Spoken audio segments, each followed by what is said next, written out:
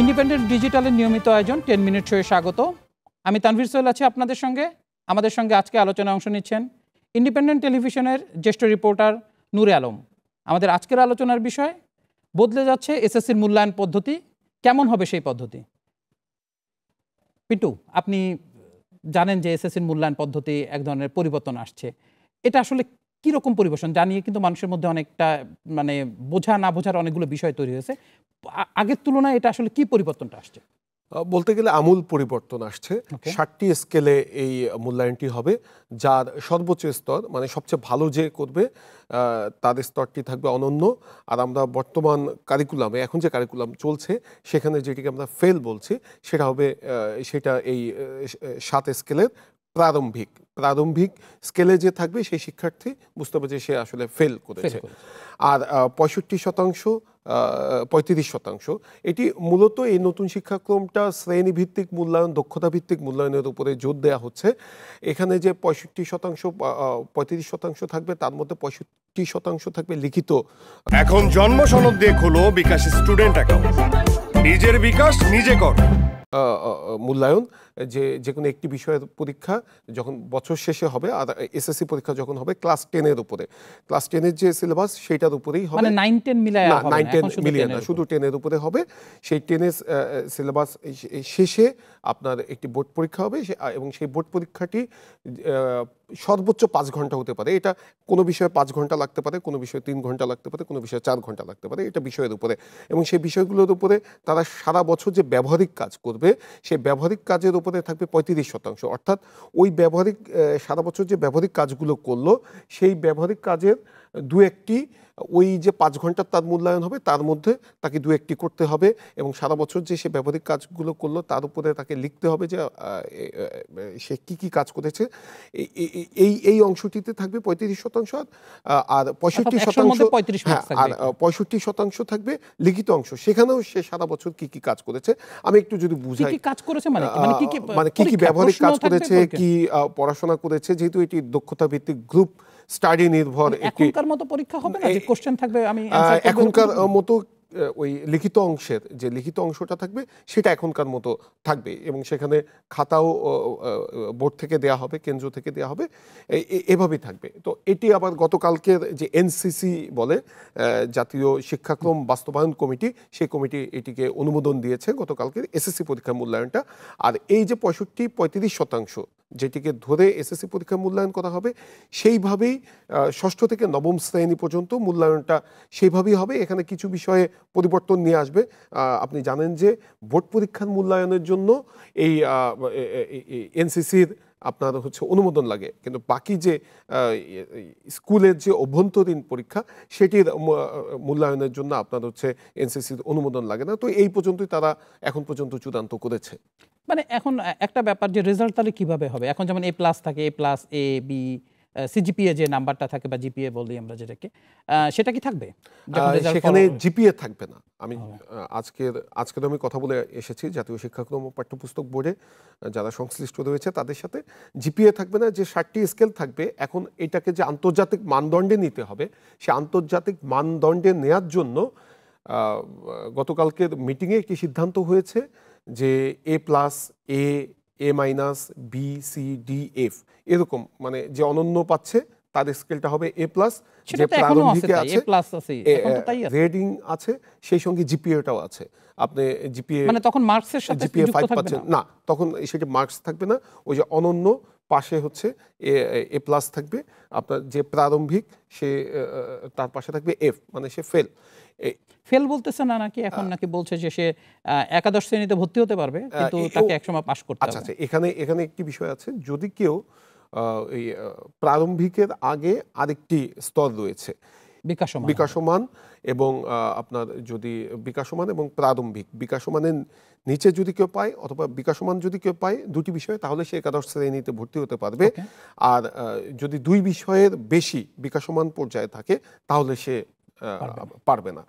আর আন্তর্জাতিক মানদণ্ডের জন্যই আবার গ্রেডিং পদ্ধতি এখানে সংযোজন করা হচ্ছে, যে আমাদের বিপুল সংখ্যক শিক্ষার্থী বিদেশে পড়তে যায় এখন।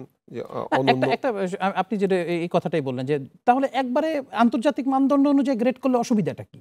মানে এইরকম অনন্য, প্রারম্ভিক, বিকাশমান, অর্জনমুখী এই শব্দগুলোর মানে কি? মানে একটা রেজাল্টের ক্ষেত্রে এটা এগুলো কি মানে? এটা তো তারা যেটা এটা কি কোনো দেশে আছে এরকম? মানে এই টার্মগুলো আছে এই এরকম এই এই এই টার্মে এরকম নেই, এরকম নেই বলে আমি যতখানি জানি যে এরকম নেই। তবে এক এক দেশের মূল্যায়ন পদ্ধতি এক এক রকম। তো আন্তর্জাতিক মানদণ্ডের জন্য এবং এটাকে কমিউনিকেটিভ করার জন্য, যাতে অভিভাবকরা বোঝে যে আমার ছেলে এখন যদি কাউকে বলা হয় যে আপনার ছেলে অর্জনমুখী পেয়েছে, সে তো এটা বুঝবে না, অথবা সে প্রারম্ভিক পেয়েছে, সে এটা বুঝবে না। তো এই কারণেই A+, A-, B এই এই এগুলো সংযোজন করা হবে, কিন্তু আপনার ইয়াটা থাকবে না, ওই যে নম্বর থাকবে না, জিপিএটা থাকবে না। তো এটি নিয়ে আবার আমাদের শিক্ষা গবেষকরাও সমালোচনা করছেন যে আসলে আমরা পর্যাপ্ত প্রস্তুতি নিয়ে এটি করতে পেরেছি কিনা। যদি পর্যাপ্ত প্রস্তুতি না নেই তাহলে তো আসলে এটা সফল হবে না। আচ্ছা, ইতিমধ্যে তো নানা শ্রেণীতেও এক ধরনের মানে মূল্যায়ন পদ্ধতি চেঞ্জ আসছে। সেটা সেটা আসলে সে এখন কি যেমন ক্লাস 7-এর যখন পরীক্ষা হবে সেখানে কি 5 ঘন্টা পরীক্ষা হবে? ক্লাস 6 থেকে 9 পর্যন্ত বোর্ড পরীক্ষাটা যে ফরম্যাটে করা হচ্ছে সেই ফরম্যাটেই অনেকটা হবে, কিন্তু 5 ঘন্টা হবে না 3 ঘন্টা হবে সেটা বিষয়ের উপরে নির্ভর করবে। দেখা যাচ্ছে কোনো বিষয় ব্যবহারিক বেশি, সেই বিষয়টা 5 ঘন্টায় হবে, কোনো বিষয় ব্যবহারিক কম, সেটা 3 ঘন্টায় হবে। আর একটা প্রশ্ন স্বাভাবিকভাবে থাকে যে এসএসসির আগে যে একটা পরীক্ষা হয়, যে আমরা বলি প্রাক নির্বাচনী পরীক্ষা, তা সে এসএসসি পরীক্ষা দিতে পারবে কি পারবে না, এরকম কোনো কিছু না, থাকবে? নির্বাচনী পরীক্ষা থাকবে না এখানে, নির্বাচনী পরীক্ষা থাকবে না, তার ষান্মাসিক মূল্যায়ন হবে, তারপরে বার্ষিক মূল্যায়ন হবে। সেই সঙ্গে একটি বিষয় আমি এখানে, মানে সে পরীক্ষা দিতে পারবে কি পারবে না এই সিদ্ধান্ত তাহলে আর থাকছে না, যে মানে ক্লাস 10-এ উঠলে সবাই পরীক্ষা দিতে পারবে। আর শিক্ষা গবেষকরা যেটি বলছেন যে আমাদের যে সৃজনশীল পদ্ধতি 2010 সালে চালু হয়েছে, 2016 সালে এসে দেখা গিয়েছে যে এই সৃজনশীল পদ্ধতিতে আমাদের 60% উপরে শিক্ষক প্রশ্নই করতে পারে না, এবং আলটিমেটলি শিক্ষা গবেষকরা একটা পর্যায়ে এসে একমত হয়েছেন যে আমরা সৃজনশীল পদ্ধতিতে ফেল করেছি, আমরা যে লক্ষণীয় সৃজনশীল পদ্ধতি চালু করেছিলাম সেটি আসলে ফেল করে গেছে। আর এখন যে কারিকুলামটি চালু হচ্ছে এইটার প্রস্তুতি কিন্তু শুরু হয়েছিল 2017 সাল থেকে, কিন্তু এখন হচ্ছে 2024 সাল। এই 2024 সালে এসেও আমরা এখন পর্যন্ত এটা পুরোপুরিভাবে অভিভাবকদের কাছে পৌঁছাতে পারিনি, শিক্ষকদের কাছে পৌঁছাতে পারিনি। আমি বলছি যে বাই নলেজ, মানে এখন পর্যন্ত অভিভাবকরা এটা ক্লিয়ার না। আগেরটাই আমরা পারি নাই, তাহলে এখন নতুন করে যে আরো একটা নিচ্ছে, আমরা কি স্টুডেন্টদেরকে এক ধরনের বেশি গিনিপিক তৈরি করছি, আমরা গিনিপিক বানাচ্ছি তাদেরকে, বা এটা কতটা লাভ হচ্ছে বা ক্ষতি হচ্ছে? এখন সৃজনশীল পদ্ধতির তো আসলে আমাদের শিক্ষা গবেষকরা অনেকটাই সমালোচনা করে বলছেন যে এই পদ্ধতিটা তখন তাড়াহুড়ো করে চালু করা উচিত হয়নি, এবং সেখান থেকে লেসন নিয়ে এই যে নতুন শিক্ষাক্রম, যেটা বলা হয় যে ক্লাসরুমে করে করে শেখা, দক্ষতা ভিত্তিক শিক্ষাক্রম, সেইটা চালু করা উচিত ছিল। আমরা এখানেও দেখেছি যে প্রস্তুতির যথেষ্ট ঘাটতি আছে, তাড়াহুড়ো রয়েছে, কারণ আপনি যথেষ্ট সময় পেয়েছেন কিন্তু আমার শিক্ষকরা এখনও ট্রেন্ড আপ না। আমরা যদি চিন্তা করি যে ঢাকা শহর কেন্দ্রিক, তাহলে তো হবে না। আমাদের সেই প্রত্যন্ত অঞ্চলে স্কুল আছে, সেই চর অঞ্চলে স্কুল আছে, পাহাড় অঞ্চলে স্কুল আছে, সেখানকার যে শিক্ষকদের দক্ষতা আর ভিকারুন্নেসা শিক্ষকের দক্ষতা এক নাই হতে পারে, অথবা কমিউনিকেশন একরকম নাই হতে পারে, স্টুডেন্টও একরকম নাই হতে পারে। তো আমার ওই শিক্ষকরা পর্যাপ্ত প্রশিক্ষণ পাইনি। আমি এখানে প্রশিক্ষণ পেলেও সেটি আমি অনেক শিক্ষকের সাথে কথা বলেছি, এটি নাম করাস্তে। আমি গত বছর একটি রিপোর্ট করার জন্য নোয়াখালীর একজন শিক্ষকের সাথে আমি কথা বলেছিলাম, সে কিন্তু প্রশিক্ষণ প্রাপ্ত ছিল। তো আমি যখন তাকে জিজ্ঞেস করলাম যে আপনার নতুন শিক্ষাক্রম সম্পর্কে কতটুকু জানেন, সে বলল যে অথবা এটা যে আপনার শ্রেণীভিত্তিক মূল্যায়ন হবে, সেই শ্রেণীভিত্তিক মূল্যায়নটা সম্পর্কে কতখানি জানেন। সে বলল যে ভাই আমি এটা সম্পর্কে ক্লিয়ার ধারণা নেই। তাই বললাম আপনি তো ট্রেনিং নিয়েছেন। তো সে আমাকে একটা কথা বলল যে 5 দিনের প্রশিক্ষণে এটা কি বোঝা সম্ভব? না, এটা একেবারে সম্ভব না। একটা প্রসঙ্গ স্বাভাবিকভাবে আসছে যে যদি এই যে ফেল সিস্টেমটা না থাকে, সবাই একাদশ শ্রেণীতে তাহলে কি স্টুডেন্টদের মধ্যে কি পড়ার আগ্রহটা কমে আসবে না?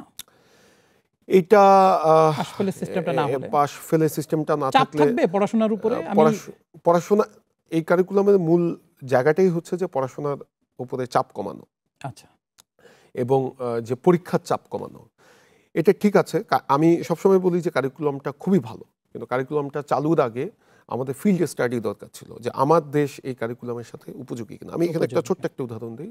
আমি ইউরোপে মানুষ বেশি বার্গার খায় অথবা ফাস্টফুড খায়, তারা। আমরা ভাত খাই। এখন আমাকে যদি ইউরোপে নিয়ে ছেড়ে দিয়ে আমাকে যদি 7 দিন টানা ওই খাবার খেতে বলা হয়, আমি কি পারবো?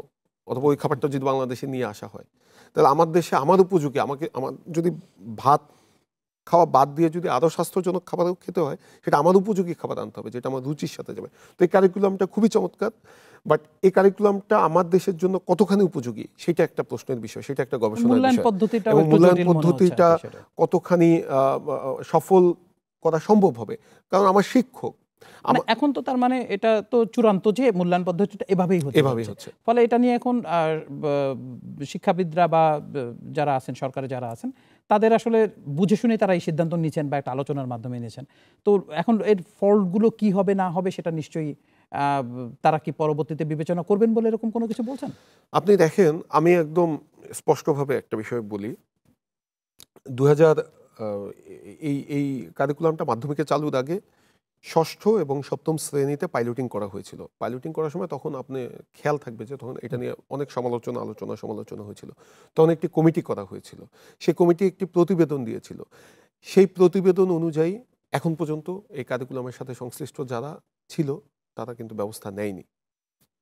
এবং তার মানে আমরা ওটাও ধরে রাখতে কমিটির পারি যে জাস্ট এটা এক ধরনের সিদ্ধান্ত নেওয়া হলো এবং অনেকটা চাপিয়েই যাবে আর কি। সেটা হয়তো এর ফলগুলো খুঁজে বের করা সেরকম কোনো আগ্রহ থাকবে বলে আমাদের কাছে তো মানে দৃশ্যমান হয় না এখন পর্যন্ত, যে কমিটি আগের অভিজ্ঞতা আপনি যেটা বলছেন।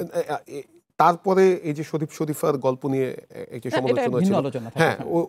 মানে এই ধরনের কিছু সমালোচনা ছিল। সেই সমালোচনাগুলোর প্রেক্ষিতে আপনার কমিটি করা হয়েছে, সেখান থেকে কিছু কিছু বাস্তবায়ন হয়েছে। আমি বলছি ভাস্ট আকারে যে আমার কোন কোন জায়গায় ত্রুটিগুলো রয়েছে সেটি নিয়ে কমিটি একটি প্রতিবেদন দিয়েছিল। সেই কমিটির একজন সদস্য, তিনি এখন রিটায়ারমেন্টে চলে গেছেন, তিনি একজন স্কুল শিক্ষক ছিলেন।